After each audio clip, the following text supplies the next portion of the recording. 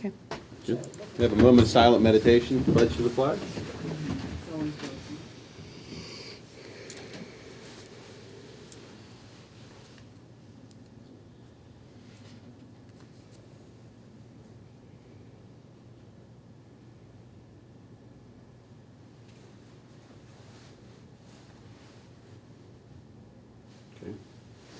I pledge allegiance to the flag of the United States of America and to the republic for which it stands, one nation, under God, indivisible, with liberty and justice for all.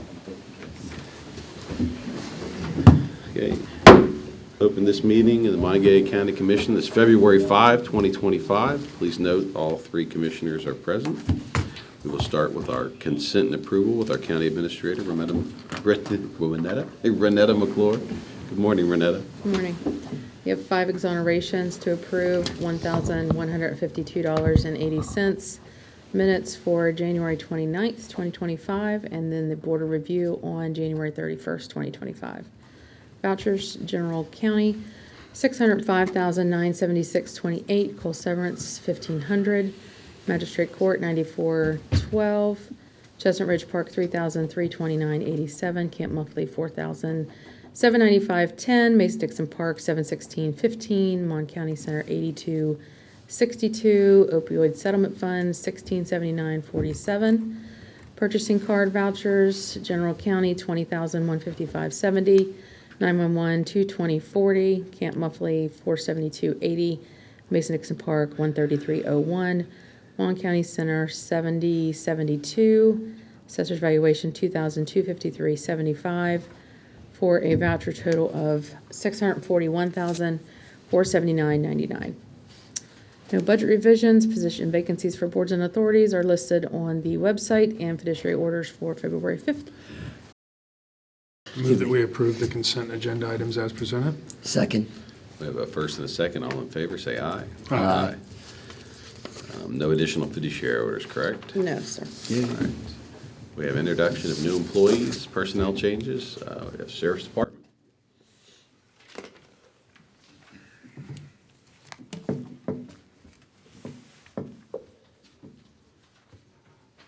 Thank you.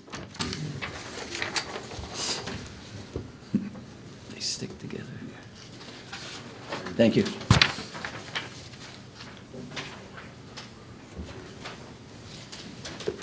Thank you.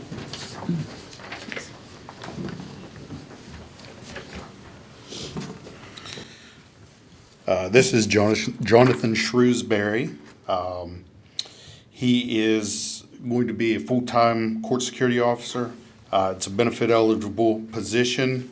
The salary is $3,076.38 per month. The effective date was February 1st, and this was an advertised position. Move to approve the personnel as presented. Second. We have a first and a second. All in favor? Aye. Welcome to the county. Thank you. Welcome. Thank you. Thank you. Yes, we have Chestnut Ridge Park, Adam Howe, Tubing Hill attendant, part-time seasonal. Yes, sir. We've got another part-time hire, seasonal, $12.50 an hour. Today, February 5th is the start date, and this would be a non-benefit eligible position. I move that we approve the personnel as presented. Second. A first and a second. All in favor? Aye. Hopefully, we'll need him. We'll Yeah. continue to get No, gotten I several know. weekends out of it, so that's been good so far. Moving on to comments from the public. This is our public comment section of the meeting. Anyone's welcome to come forward, state your name, address. You have a couple minutes to tell us what's on your mind. So I will open the comments from the public. Anyone? No one behind the column I can't see, is there, Tom? No. All right, seeing no one, we will close comments from the public. Moving on to correspondence. You missed grants. Oh, sorry. How could I miss Colleen? Do we have anything for grants, Colleen? See, I knew she didn't have anything, that's why I skipped her. Moving on from grants to correspondence. Let's see, we've got the receipt of an application from Carolyn Davis for appointment to the Deckers Creek Public Service District. That, you received the resignation last meeting. for a former member, so we'll leave that open for a couple of weeks and see if we get any more applications. Okay. And then you guys can take that up at a future meeting. Second is a check that we received from the West Virginia First Qualified Settlement Fund. This would be the second distribution of the state opioid settlement funds from the First Foundation.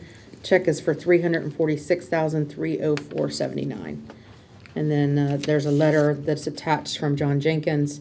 He is the CPA and the administrator for that account, just reminding us that a report would be due for the previous year's funds on April 30th of 2025. Great. Any other correspondence? Yeah, we did get from the, I think this is from the Planning Department at the City of Morgantown regarding a potential rezoning that has been requested, a 445 Van Voorst Road, and I think that's actually 445 for both. What's the IS? 445 Van Voorst Road. There's two different parcels that would be rezoned as by the request from WVU Hospitals. This is for the new proposed eye institute, I believe. Potential, yeah, I guess so. They're having a public hearing on the 13th at 6:30 in the City Hall. And we were notified because we're within 200 feet of, so it's our property, our health department property, that's why we're notified. I don't even know what they're planning to do, but I did forward it on to Anthony DeFelice to ask the health department's perspective as to whether that's something that we need to be concerned about or not. Okay. Did you So get a response? he did respond right before this meeting. He said rezoning the property from the West Virginia WVU-MI Institute from R1 to B2 should have minimal impact on Mon County Health Department. My concern is with the construction phase of the facility. I assume that will be chaotic during that period. So, again, I don't think we have any reason to be concerned as long as it doesn't affect our building. And Okay. Great. Anything else, Renata? No, that's it. No. Sean? no. Moving on to unfinished business, having none, to new business. First, to consider for approval a letter of support requested by the City of Morgantown Arts and Cultural Development for their grant application to the West Virginia Department of Arts, Culture, and History for community arts project support.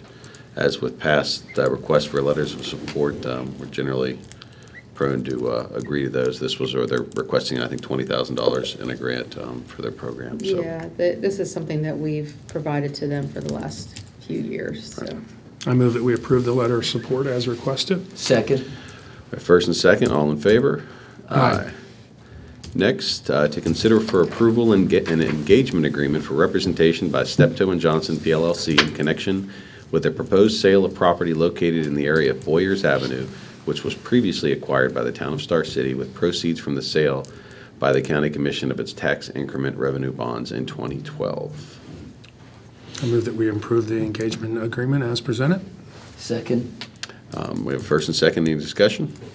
It's a standard process for engaging legal counsel to, again, nothing's intimate. They're just looking at they're engaging the legal to figure out what they can do and then start the process of overall analyzing the possible sale of that property. Great, we have a first and a second, all in favor?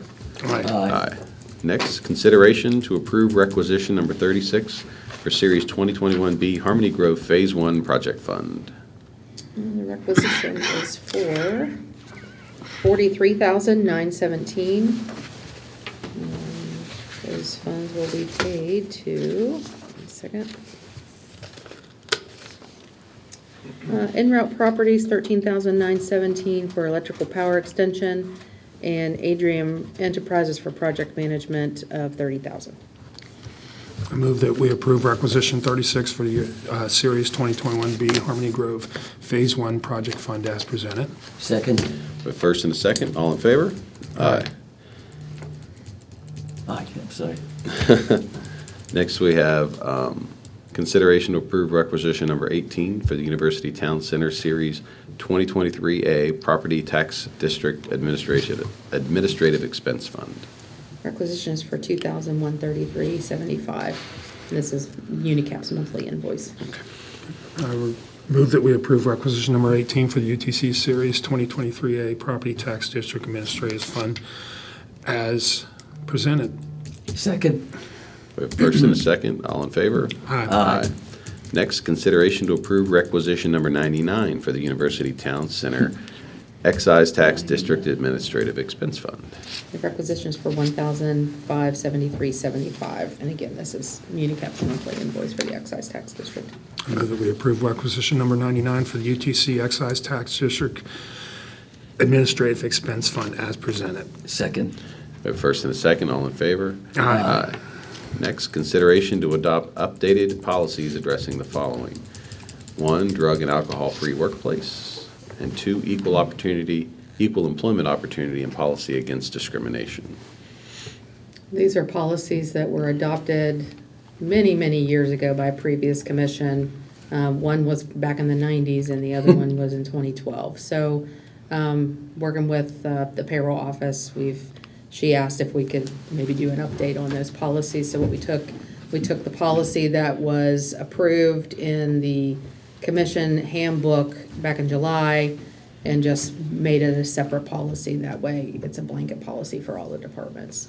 And then Tanya and I have talked about it, and we're going to have current employees, not just new employees, acknowledge the new policies.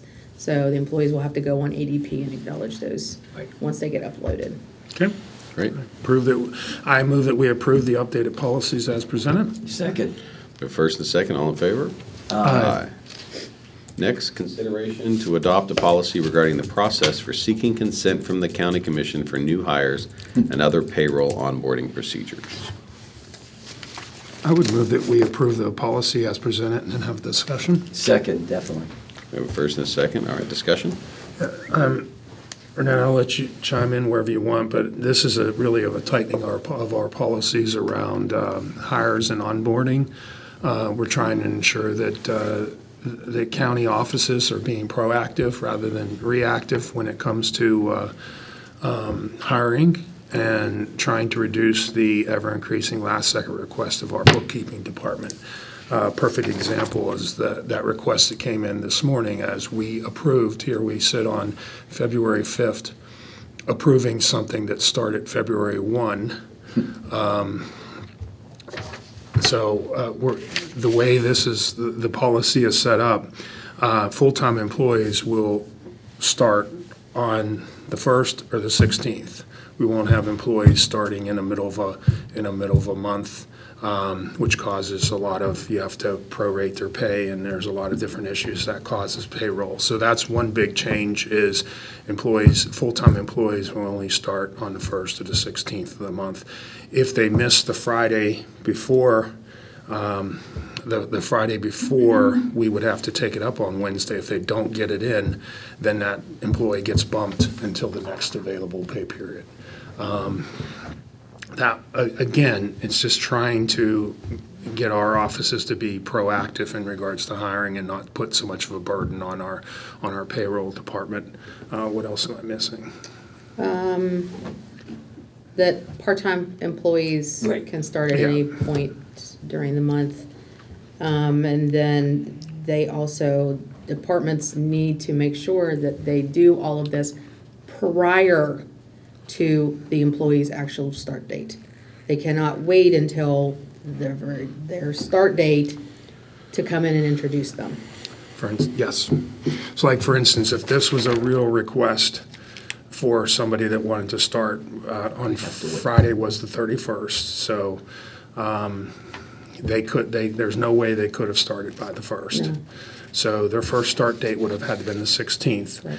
And sometime either last Friday or this Friday, they would have had to submit a request by 2 o'clock to payroll and us for us to put it on the agenda. And then we would take it up next week in advance of that 2/16 start date. And I think it's also to note that if it is not on the agenda, if the department does not give us sufficient notice prior to the week's agenda being prepared, then it will not appear on the agenda, and therefore you have to modify the start date. Correct. There will be no exceptions. Yeah, because generally it's getting to be where the exceptions are people that aren't on this agenda than the rule. Yeah. Yeah, it's just too difficult for bookkeeping to Yeah. count up 6, 7 days and It's figure not out how to necessary. calculate that. Yeah, it's just not necessary, so we all need to work together and try to reduce the load on payroll. But once you all approve it, then we'll send notices out to all the departments and make sure everybody is aware. Okay. And we were generally following that policy, and then COVID hit. We became a little more lenient, but I think it's important that we need to get back to the specific. It's been a lot of last minute ones. Yes, and and we it's have- caused an undue burden on, Exactly. yeah. Well, we have a first and a second. All in favor? Aye. Moving on, we have reports from elected officials. We have an exciting report from Mayor Lewis. Please, come on down. Finally. You're the next contestant. Yes.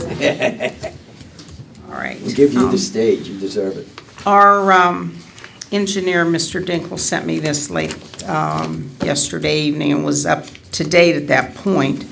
All 8 foundations for the traffic signal poles have been poured. The 4 poles have been set at the WVU Walmart intersection. The support cables, top and bottom, have been stretched between the poles with the electrical leads being installed as well. The build of the signals was underway, and as you could see by the picture I showed you earlier, those signals are up. They're not functional yet, but they are up. The realigned curbs and sidewalk with the ADA pads have been poured at the Walmart corner, and the final restoration of that corner has begun. On the WVU side, excavation has been completed, and the forms for the new curbs were set yesterday. The concrete curbs should be poured today or at least by the end of this week, weather permitting. The poles will be set at Sesame Drive intersection once the concrete has achieved the required PSI strength. Depending again on the weather, that could be as early as next week, so that's good news as well.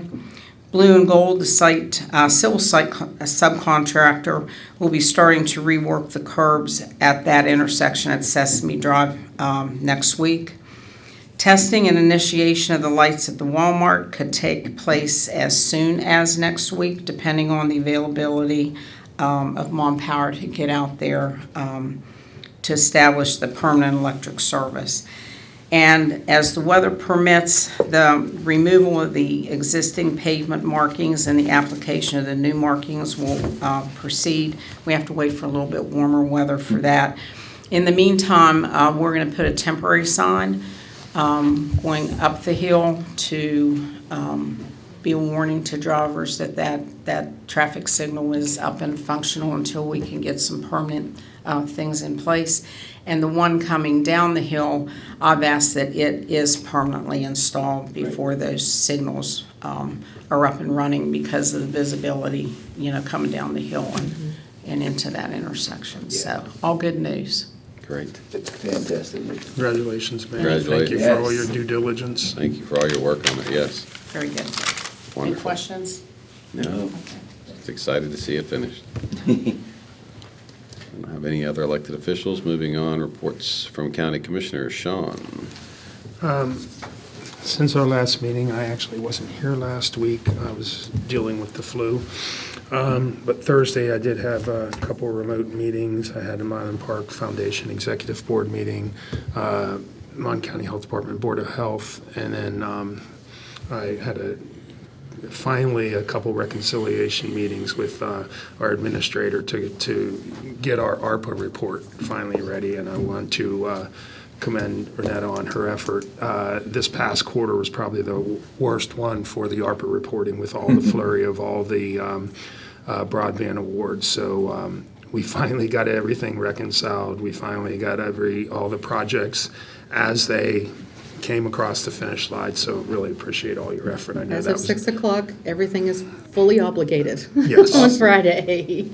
So we met that deadline. And moving forward, we have going through this effort, it'll be a lot easier to track things now that the awards aren't changing. They're all set in stone. The only thing's going to change is the invoicing and that process going forward. So now's the fun part, is just execution on all those projects.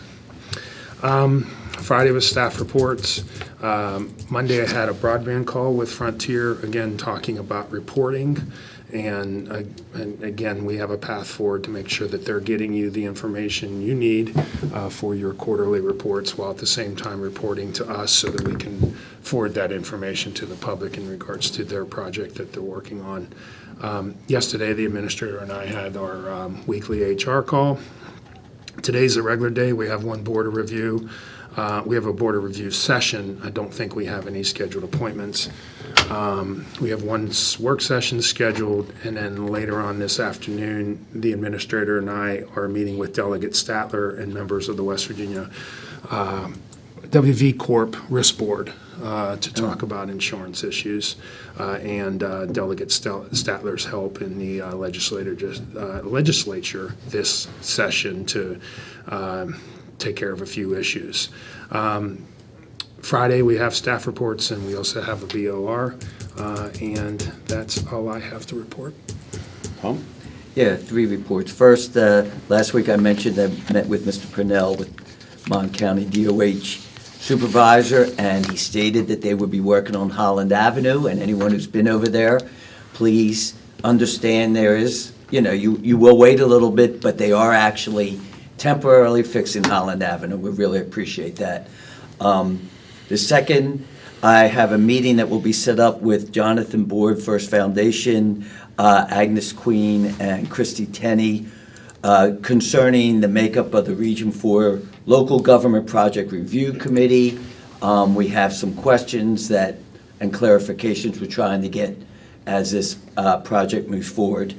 And the third, I just found it interesting. I spoke in front of a group of Boy Scouts, and when I asked them, what does a county commissioner do, a little boy raised his hand and says, "You're the people who my parents yell at when they hit a pothole." So I thought it was pretty funny. So that's all I did on that. That's true. It's true.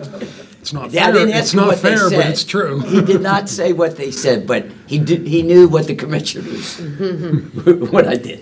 Well, speaking on those lines, I'm not sure if my phone number is now on a billboard somewhere in town, but I seem to be inundated with calls about these potholes. Apparently, after the great freeze thawed, Yes. it revealed the many problems that we have on our roads. Not the least of which is the road 119 north from the Glenmark Center down to Easton Hill is I don't know, war-torn Bosnia comes to mind, but it's been beat up rather badly from the freeze and thaw. So I'm sure that Commissioner Bloom has passed that along to. That is supposedly the next one they're going after. Thank you for bringing that up. Wonderful. And thanks, everyone, for bringing that up to me.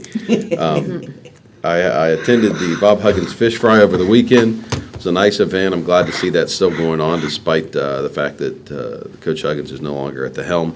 But he still put on a heck of an event, and the parking lot was full. There were a lot of people there. I'm sure they raised a lot of money for cancer research, and it was a very nice event.